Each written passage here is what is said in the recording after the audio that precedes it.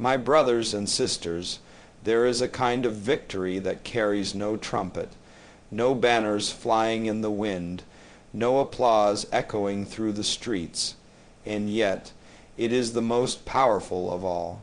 It is a victory that doesn't draw attention to itself, that doesn't hunger for recognition or praise. It is the kind that rises quietly like the morning sun, undeniable yet gentle. True victory needs no noise. Too often we are taught that to win is to be seen, that triumph must be shouted, posted, captured, celebrated in a frenzy of proof. But I say this to you today, the most meaningful victories are not measured by who sees them, but by who you become because of them. It is in the quiet resolve of the soul, in the private moments when you choose the high road, when you stay your hand from retaliation, that the real triumph is forged. When a person overcomes a hardship, when they conquer something within themselves, bitterness, anger, fear, it is not always visible to the world. There are no medals handed out for choosing peace instead of vengeance, but that kind of choice is the mark of a true victor, because in that silence, in that restraint, there is an unshakable strength. It is the strength that does not crumble under the weight of ego. I have seen many men win battles and lose themselves. I have seen people rise to power only to fall in spirit, because they believed that to win was to dominate, to be praised, to be feared. But that is not victory. That is insecurity masquerading as strength. That is a hollow crown, heavy and meaningless. The real crown, the one worth wearing, is invisible. It is made of self-respect, discipline, and the ability to walk away from the noise. There is something sacred about the person who can stand in their truth without shouting. The one who can forgive without needing recognition. The one who can help others succeed without needing credit. That is silent victory, and it is rare because it demands maturity. It demands that you quiet your own desire to be celebrated. It asks you to be content in knowing, even when no one else knows, that you have overcome something great. And make no mistake, this kind of silent victory is not weakness. It is not silence born of fear. It is the silence of understanding. It is the quiet of one who has seen the fire and walked through it, who no longer needs to prove their worth. It is the silence of one who understands that shouting at the world does not make your achievements greater. It only makes them louder. We must teach our children that not all victories come with trophies. Sometimes the most profound victories are invisible. Forgiving someone who hurt you, walking away from a fight you could have won, staying kind when cruelty would have been easier. These are the victories that shape character. These are the victories that last.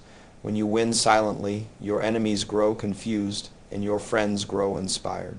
Because they see in you something deeper than triumph, they see wisdom, they see grace. And grace, my brothers and sisters, is more powerful than any celebration. It lingers, it teaches, it speaks long after the shouting has stopped.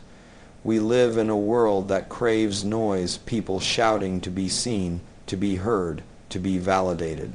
But I say to you, do not be afraid to be silent in your strength. Let your light shine without forcing others to look. Let your victories ripple through the world in quiet waves, not crashing storms, because a storm comes and goes, but a quiet river can shape stone. The deepest rivers run silent, the strongest roots grow underground, unseen, and the most enduring victories are often the ones no one but you will ever understand. But they are real, they are powerful, and they are enough. So if you must win, win quietly. Let the silence be your anthem. Let your peace be your banner. Let your dignity be your legacy. Thank you, my brothers and sisters. There is a certain kind of strength that does not need to raise its voice. It does not wave its arms or demand the spotlight. It moves through the world quietly, but with great certainty. That strength is called dignity, and in times of victory it is dignity, not display, that tells us who we really are. You see, it is easy to shout when we have won. It is easy to lift ourselves high and let the world know what we've accomplished. But the true test of a person is not how they act when they have lost. It is how they behave when they have won. For in that moment when pride knocks at the door, when the world seems to invite you to boast, that is when your dignity must rise. Dignity is not something we wear like a jacket. It is something we carry inside. It speaks not through our mouths, but through our actions. It is in the way we treat others when we no longer need anything from them. It is in how we handle our success, whether we use it to lift others or to shine only upon ourselves. Dignity chooses humility even when pride feels justified. In the face of victory, many are tempted to prove themselves, to remind those who doubted them, to throw their success into the faces of those who stood against them. But to do so is to trade away something far greater than validation. It is to surrender grace. And once grace is lost, the victory becomes hollow. There is a powerful silence in dignity. It doesn't seek revenge. It doesn't gloat. It doesn't reduce itself to the noise of the crowd. It simply stands, and in standing, it commands a deeper kind of respect, one that no amount of shouting can earn. Let me tell you this, the most dangerous victory is the one that feeds the ego. Because when you allow your win to inflate your sense of self, you will soon forget the road that brought you there. You will forget the struggle, the pain, the people who walked with you when you were unseen, and when that happens, you are no longer standing on solid ground. You are drifting, carried by your own illusion. Dignity anchors us. It reminds us that we are no better than others simply because we have succeeded. It teaches us that our triumphs are not just ours alone. They belong to every hand that helped us, every lesson that shaped us, every moment that humbled us along the way. To wear dignity in victory is to remember those moments, not erase them. We must not confuse silence for weakness. We must not mistake humility for insecurity. No, my friends, those who carry themselves with quiet confidence, who do not feel the need to raise themselves above others, they are the ones who lead. They are the ones who leave behind a legacy of unity, not division, because dignity is never about separating yourself from others. It is about holding your head high without making others feel small. There is something deeply human about choosing not to gloat. When you win and still choose kindness, when you rise and still remain grounded, the world sees a different kind of light. That light cannot be bought or imitated. It is born from character, and it speaks louder in silence than any speech ever could. I say to you, carry yourself in such a way that your victories are felt, not flaunted. Let your life speak for itself. Let the way you treat people after you have succeeded say more about you than any award, any title, any accomplishment. That is the true measure of dignity. Not how high you climb, but how gently you walk once you're there. We live in a time where so many believe that success must be shown to be real, but I tell you, real success is quiet. It does not ask for validation. It does not seek attention. It simply stands with dignity, and in doing so, it teaches others that it is possible to rise without stepping on anyone else. So if you find yourself winning, do not forget who you are. Do not forget where you came from. Do not let the light blind you to the hands that helped you rise. Walk with grace, stand with honor, win with dignity. Thank you. My brothers and sisters, let us speak plainly. There comes a time in every life when words begin to lose their weight. In those moments, people do not listen to what you say. They watch what you do. And in those quiet moments after the noise has passed, what remains is not the speech, not the promise, not the proclamation, but the action. Let your actions speak louder. There is power in a word well spoken, yes, but there is more power in a life well lived. You may inspire people for a day with your voice, but you inspire them for a lifetime with your example. You see, when we win, when we overcome, when we rise, it is not the announcement of our success that leaves a mark. It is what we do with our success that tells the world who we are. Too many people rush to tell their story before they've even turned the page. They celebrate the start of something before they've seen it through. They are loud in the beginning and silent at the end. But real winners, lasting winners, do the opposite. They are silent in the moment of victory and loud in the work that follows. And why is that? Because true victory is not the end of the road. It is the beginning of responsibility. It is the moment when you no longer fight only for yourself, but for those who come after you. And that requires more than speeches. It requires action. It requires showing up, not showing off. If you have climbed out of darkness, then shine a light for someone else. If you have crossed a storm, then build shelter for the ones still walking through the rain. This is what actions do. They lift, they teach, they ripple through generations. Your words might touch a few, but your actions can change many. You must understand that the world will not always remember what you said, but it will never forget how you made people feel. It will not quote your declarations, but it will live with the results of your decisions. So be deliberate. Be kind. Be bold, not in volume, but in deed. Even your enemies are watching you. When you respond to hatred with decency, when you refuse to return fire with fire, you teach a lesson without opening your mouth. That is a kind of victory that cannot be undone. People may disagree with you, they may doubt you, but they cannot ignore the quiet authority of action. Because actions do not argue, they stand, they speak without shouting. Let your victories build something. Let them plant seeds in others. The glory of a true win is not in the spotlight. It is in the foundation it lays for someone else to climb higher. If you succeed and no one benefits from it but you, then you have missed the meaning of that success. But if your win becomes a bridge, then your legacy becomes larger than your life. There is no need to announce every good deed. There is no need to tell the world every time you do what is right. Do it because it is right. Do it because it aligns with the person you have chosen to become.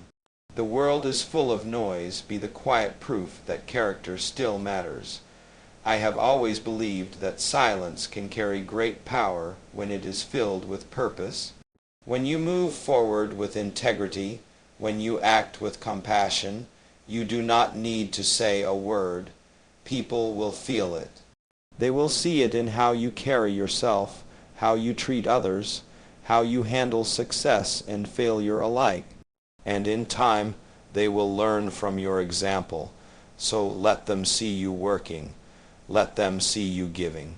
Let them see you holding your peace when others would have lashed out. Let them see that your strength is not in how loud you can be, but in how consistent, how honest, how determined you are to walk the path with quiet resolve. Remember this, your actions are your true voice. Long after your name is forgotten, what you've done will remain in the lives you touched, in the people you helped, in the bridges you built. That is the sound of a silent victory. It does not echo with words, but with change. Thank you.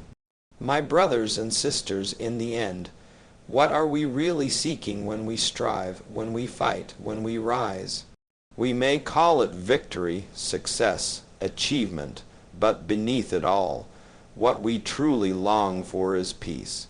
Not the peace that comes from silence after a battle, but the peace that lives within, the kind that does not depend on winning or losing, on applause or recognition. That is the prize. That is the only victory that cannot be taken away. There are many ways to win, but not all of them leave you with peace. Some wins come at the cost of your dignity. Some wins feed the ego, but poison the heart. And when the cheers fade and the hands stop clapping, you are left alone with the weight of how you won. So I say to you, make sure your victory brings you peace, not regret. Make sure that when you look in the mirror, you are proud not just of what you gained, but how you walked the path. Peace is not found in crushing your enemies. Peace is not found in proving others wrong. Peace is not found in making noise about how right you were. Peace is found in restraint, in forgiveness, in knowing that you rose above the temptation to strike back. That is a quiet kind of strength. That is a win that does not destroy. It heals. Sometimes the hardest battle is the one inside you. The urge to get even, to show your strength by causing pain, by exposing, by reminding the world of what they did to you. But that is not strength. That is the voice of a wound asking to be reopened. Real strength is when you choose not to answer hatred with hatred. When you let the fire in your soul warm others instead of burning them. When you walk away from revenge and walk toward peace. To win with peace is not weakness. It is wisdom. It is the knowledge that retaliation is easy, but reconciliation takes courage. Anyone can shout, anyone can raise their fists, but to extend your hand after you have been wronged, to do that requires a heart that has healed, a heart that has grown, a heart that has already won. There is a stillness that comes to those who have nothing to prove. That stillness is peace. It does not depend on the opinion of others. It does not change with the weather. It lives deep inside you, and it is built on discipline, on compassion, on a long memory of pain transformed into purpose. Let the world be loud if it must. Let it chase after victories that vanish like dust. But you, choose the kind of win that brings peace not just to you, but to those around you. Be the one who breaks the cycle, not the one who continues it. Be the one who forgives, not the one who collects enemies like trophies. Let your victory be the kind that leaves no bitterness behind, only lessons. When you win with peace, you teach without preaching.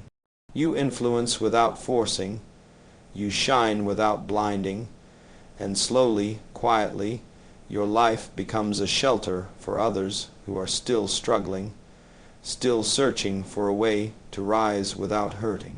That, my friends, is legacy. That is leadership. The world does not need more noise. It does not need more proud winners and defeated losers. It needs peacemakers. It needs those who understand that the real battle is not just about power, but about how we hold it. It is about whether we use our strength to build or to break. And I say, let us build. Let us win. Yes, but let us win in a way that creates space for others to rise too. Because a true victory is never yours alone. If it does not lift others, it is not complete. If it does not bring peace, it is not worth the fight. You will know you have truly won when your heart is quiet, when your soul is light, when the people around you are not crushed by your success, but inspired by your presence.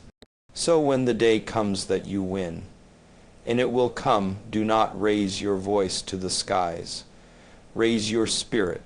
Raise your character, raise your peace. That will be your loudest song. That will be your truest triumph. Thank you.